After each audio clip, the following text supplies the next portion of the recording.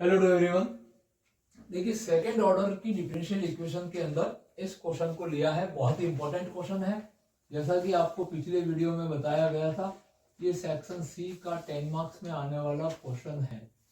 आप किसी भी यूनिवर्सिटी से हो, चाहे बीएससी कर रहे हो या बीटेक कर रहे हो या कोई भी मैथ्स से रिलेटेड कोई एग्जाम दे रहे हैं कॉलेज लेवल पे, तो सेकंड ऑर्डर की डिफरेंशियल इक्वेशन आपके 100% सिलेबस में हर यूनिवर्सिटी के होती है, हर कंपटीशन में होती है। तो इसी को ध्यान में रखते हुए इस क्वेश्चन को किया जा रहा है ताकि आपको ये सीखने को मिले। क्लियर? तो सबसे पहले इस डिफरेंशियल इक्वेशन को आपको रीअरेंज करना है, बिकॉज सेकंड ऑर्डर की जो टर्म है उसके पास में वेरिएबल कोफिशिएंट है, तो इसको अपन एक्स स्क्वायर से डिवाइड कर देते हैं। तो इसका फॉर्मेट अपना इस तरह से हो जाएगा 2x multiply 1 plus x dy by dx and divide by x square plus twice the 1 plus x and y divided by x square is equal to x cube upon x square.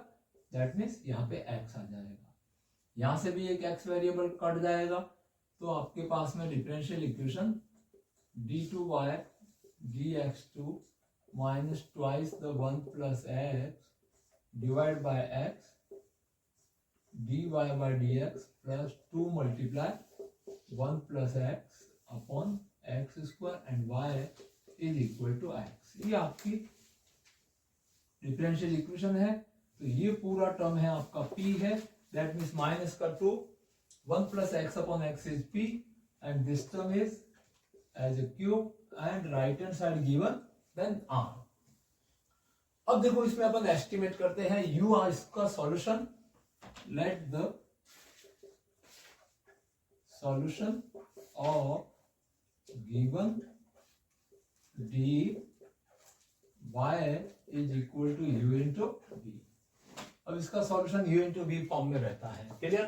अब u का value या तो question में mention रहता है, आपको दिया जाता है कई बार कि u इज इसका फर्स्ट पार्ट सॉल्यूशन का u आपको किसी भी फॉर्मेट में गिवन भी हो सकता है, और नहीं है इस क्वेश्चन में तो u को अपन एस्टिमेट करते हैं।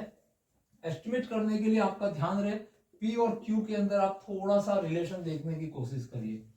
-2 into 1 plus x, same term दिख रही है, यहाँ पे x है और यहाँ पे एक्स स्क्वायर है। तो देखिए आपका एस्टिमेट के अंदर जो 5-6 लॉजिक है उनमें से थर्ड लॉजिक की मैं बात कर रहा हूँ। यहाँ पे 2/x है, यहाँ पे 2/x स्क्वायर है। अगर इसको x से मल्टीप्लाई कर देंगे तो एक x कट जाएगा, ये नेगेटिव है ये पॉजिटिव है, तो कट के 0 आ जाएगा।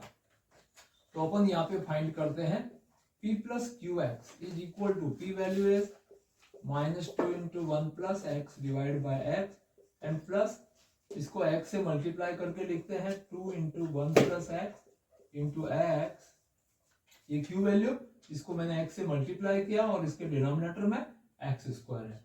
x से ये पावर कट गया तो ये दोनों सेम टर्म हो गई, तो कितना आ रहा है आपके पास 0।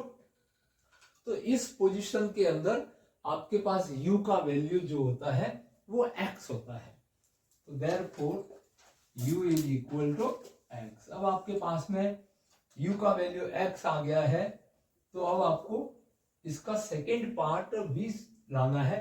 तो v फाइंड करने के लिए आपको एक इक्वेशन मैंने याद करने का कहा है, मेमोराइज कर दीजिए अच्छे से। And d2v upon dx2 plus p plus 2 upon u into du upon dx, इसके मल्टीपल में ऑलवेज। ये फर्स्ट मेथड है, इसकी ये इक्वेशन आपको लर्न रखनी है। अदरवाइज आप यहाँ पे क्या कर सकते हैं, u का वैल्यू आपको यहाँ पे रखना पड़ेगा, फिर इसका first derivative dy by dx निकालेंगे, फिर सेकंड डेरिवेटिव निकाल के आपकी इस इक्वेशन में आप सब्स्टिट्यूट करेंगे और सॉल्व करेंगे, तब इस मॉडल में आपको इक्वेशन मिलेगी। अब इतना लंबा चौड़ा घूम फिर के आऊंगे, इससे बेटर है इसको लर्न कर दीजिए। इज इक्वल टू यहाँ पे आपके पास में r अपॉन u रहता है, तो यहाँ पे r upon value of u, तो इसके अंदर वैल्यू रखना है आपको खाली। तो देखिए आपकी ये इक्वेशन किस तरह से चेंज हो जाएगी।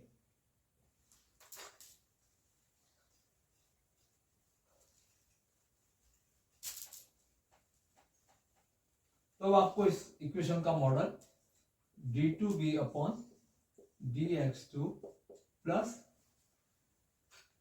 p value. तो p वैल्यू आपके पास कितना है यहाँ पे देख सकते हैं, p value is -2 into 1 plus x और डिवाइड बाय आपके पास में क्या था, x था, प्लस 2 अपॉन u। तो u का वैल्यू कितना है आपके पास में, u बराबर आपने फाइंड किया है x।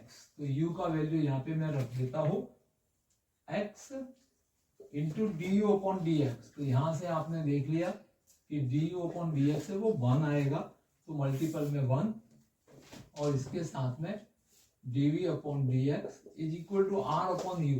तो राइट हैंड साइड ऑलरेडी आपके पास आर क्या था, एक्स था, तो ये एक्स अपॉन एक्स हो जाएगा, तो कैंसिलेशन होके 1 हो गया। तो अपन वी फाइंड करने के लिए अब इस पार्ट को, इस इक्वेशन को सॉल्व करते हैं। यस, अब इसको अपन कंटिन्यूस सॉल्व करते हैं। d2b dx2 प्लस, देखिए यहाँ पे इस ब्रैकेट को ओपन करते हैं तो -2 इस 1 को मल्टीप्लाई करेगा अपॉन x और -2 इस x को भी मल्टीप्लाई करेगा, तो इसके भी डिनोमिनेटर में x आएगा एंड प्लस का 2 upon x and dv upon dx is equal to right hand side, ये 1 हो गया था आपके। ये दोनों टर्म यहाँ पे कट जाएगी और ये x से x भी कट जाएगा, तो आपके पास अब इक्वेशन रहती है d2b dx2 -2 into dv upon dx, -2 into dv upon dx is equal to 1। देखिए ये डिफरेंशियल इक्वेशन आपके लिए सेकेंड ऑर्डर की डिफरेंशियल इक्वेशन है। आप चाहो तो इसको लीनियर में फर्स्ट ऑर्डर में बदल सकते हो, नहीं तो यहाँ पे देखिए कांस्टेंट कोफिशिएंट है, तो आपने CF और PI वाले कंसेप्ट से भी इसको सॉल्व भी के लिए कर सकते हैं। सपोज अपन लीनियर बनाना चाहते हैं तो let dv upon dx is equal to t and then d2b dx2 is equal to dt upon dx। इसको डिफरेंशिएट कर दिया है अपन ने, तो ये जो सेकेंड डेरिवेटिव की टर्म है वो फर्स्ट डेरिवेटिव में बदल जाएगी, ये फर्स्ट ऑर्डर में बदल गई, माइनस का 2 and this one is t is equal to e। ये लीनियर बन गई। ये कौन सा इक्वेशन बन गया, linear of first order and first degree, जो कि आपके सिलेबस में यूनिट में है, जो और हमारे चैनल पे भी दिया गया है। तो अब इस लीनियर का सॉल्यूशन अपन करेंगे। तो देखिए लीनियर के सॉल्यूशन की तरफ बढ़ते हैं।